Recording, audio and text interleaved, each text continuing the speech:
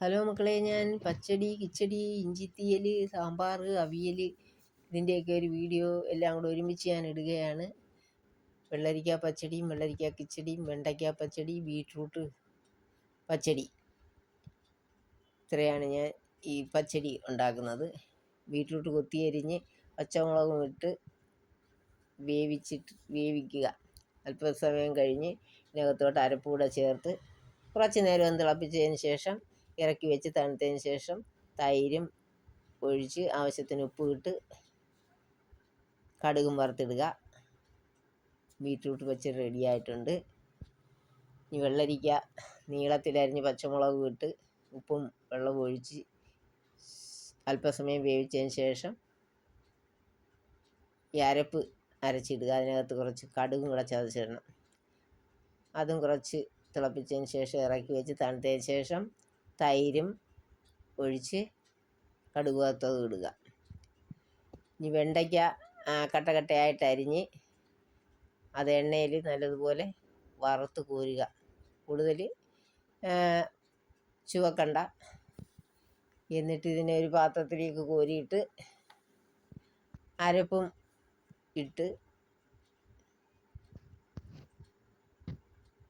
ഇളക്കി ആവശ്യത്തിന് ഉപ്പും ഇട്ട് തൈര് ഒഴിച്ച് കടുകും വറുക്കുക. അപ്പോൾ വെണ്ടയ്ക്ക പച്ചടിയുമായി. ഇനി വെള്ളരിക്ക കിച്ചടി, അത് അരപ്പ് എല്ലാത്തിനും അരയ്ക്കുന്ന കണക്ക് തന്നെ. പിന്നെ മഞ്ഞളും കൂടെ ചേർക്കും. കുറച്ച് കട്ടയായിട്ടാണ് അത് അരിയേണ്ടത്.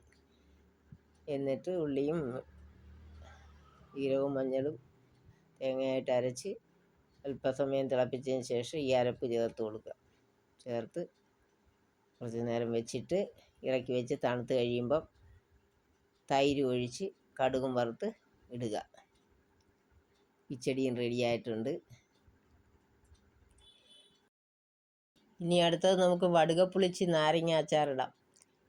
നല്ലെണ്ണയിലാണ് ഇത് ചെയ്യുന്നത്. നല്ലെണ്ണ ഒഴിച്ച് കടുകും കറിവേപ്പിലയും ഇട്ടിട്ട് ഉപ്പിട്ട് വെച്ചിരിക്കുന്ന നാരങ്ങ എടുത്ത് ഇതിലിട്ട് കുറേ നേരം നല്ലതുപോലെ എണ്ണയിൽ വാട്ടിയെടുക്കുക. എന്നിട്ട് മുളക് പൊടിയും ഇട്ട് മഞ്ഞൾപ്പൊടിയും ഇട്ട് ഉലുവാപ്പൊടിയും ഇട്ട് കായപ്പൊടിയും ഇട്ട് ഇറക്കി വയ്ക്കുക.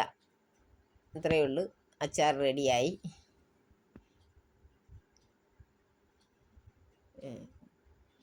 അച്ചാർ അടുത്ത ഇഞ്ചിക്കറി വെക്കാനാണ്. ഉള്ളിയും ഇഞ്ചിയും വട്ടത്തിലരിഞ്ഞ് എടുത്തിട്ട് എണ്ണയ്ക്കകത്ത് ഇത് രണ്ടും കൂടെ മൂപ്പിക്കണം. നല്ലതുപോലെ മൂപ്പിച്ചെടുത്ത് ഇനി ഉള്ളി ഇഞ്ചി റെഡിയായി. ഇടേണ്ട സാധനങ്ങളൊക്കെയാണ്. ഇത് മിക്സിയിൽ പൊടിച്ച് വെക്കണം. എന്നിട്ട് എണ്ണയ്ക്കകത്ത് കടുകും കറിവേപ്പിലയും ഇട്ട് ഇച്ചിരി മുളക് പൊടിയിട്ട് ഇച്ചിരി നേരം ഒന്ന് വാട്ടുക. അതിന് ശേഷം മല്ലിപ്പൊടിയും മഞ്ഞൾപ്പൊടിയും ഉലുവാപ്പൊടിയും ഇട്ടിട്ട് ഈ പൊടിച്ച് വെച്ചിരിക്കുന്നതിനകത്തേക്ക് ഇട്ട് നല്ലതുപോലെ ഇളക്കിയതിന് ശേഷം കുറച്ച് വെള്ളം ഒഴിച്ചു കൊടുക്കുക. എന്നിട്ട് ആവശ്യത്തിന് ഉപ്പ്, പിന്നെ പുളി വെള്ളത്തിലിട്ട് വെച്ചിരുന്ന അത് പിഴിഞ്ഞ് ഇതിനകത്തേക്ക് ഒഴിച്ച് കുറച്ച് വെള്ളവും കൂടെ ഒഴിച്ച് അത് വറ്റിച്ച് എടുക്കുക. പിന്നെ അല്പം ശർക്കര ഇതിനകത്ത് ഇട്ട് കൊടുക്കണം. ഇഞ്ചിക്കറിയും റെഡിയായിട്ടുണ്ട്. ഇനി നമുക്ക് അവിയലിൻ്റെ മലക്കറിയെല്ലാം നല്ലപോലെ ഒരേ നീളത്തിൽ കനത്തിലും അരിഞ്ഞ് വെള്ളം ഒഴിച്ച് വേവിക്കുക. പകുതി വേവാകുമ്പോൾ ഉപ്പിട്ട് കൊടുക്കണം. അല്ലെങ്കിൽ ചേനയൊന്നും വേവത്തില്ല, ആദ്യമേ ഇട്ട് കൊടുക്കുക. എന്നിട്ട് അരപ്പ് ഉള്ളിയും വെളുത്തുള്ളിയും ജീരകവും മഞ്ഞളും ഇട്ട് തേങ്ങ അരച്ച് വെക്കുക. കൂടുതൽ അരയരുത്. ഇതരച്ചത് ഇതിനകത്തേക്ക് ഇട്ട് കൊടുക്കുക. ഇളക്കി എടുക്കുക. എന്നിട്ട് കറിവേപ്പിലയും ഇട്ട് കുറച്ച് പച്ചവെളിച്ചെണ്ണയും കൂടെ ഒഴിച്ചു കൊടുക്കുക. അവിയൽ റെഡിയായിട്ടുണ്ട്. അടുത്തത് സാമ്പാറാണ്. സാമ്പാറിനെല്ലാം കട്ടയായിട്ടാണ് കഷ്ണങ്ങളെ ആക്കേണ്ടത്. പിന്നെ തക്കാളിയും വെണ്ടയ്ക്കയും മുരിങ്ങയ്ക്കയും ഞാൻ കുറച്ച് വെന്ത് കഴിഞ്ഞിട്ടേ ഇട്ട് കൊടുക്കത്തുള്ളൂ. പ്രഷർ കുക്കറിൽ പരിപ്പും കട്ടക്കായമാണ് ഇട്ട് കൊടുക്കുന്നത്. മല്ലിപ്പൊടിയും മുളക് പൊടിയും മഞ്ഞൾപ്പൊടിയും കുറച്ച് കുരുമുളകും ഇട്ട് കൊടുക്കും. പരിപ്പിടുന്നത് കൊണ്ട് അങ്ങനെ ചെയ്യുന്നത് അത് നല്ല ടേസ്റ്റുമാണ്. എന്നിട്ട് അടച്ചു വെച്ച് പകുതി വേവാകുമ്പോൾ നിർത്തുക. എന്നിട്ട് ഈ പാത്രം വെക്കുന്നത് എന്തിനാന്ന് വെച്ചാൽ പുറത്തുകൂടെ പ്രഷർ വരുമ്പോൾ പോകാതിരിക്കാൻ.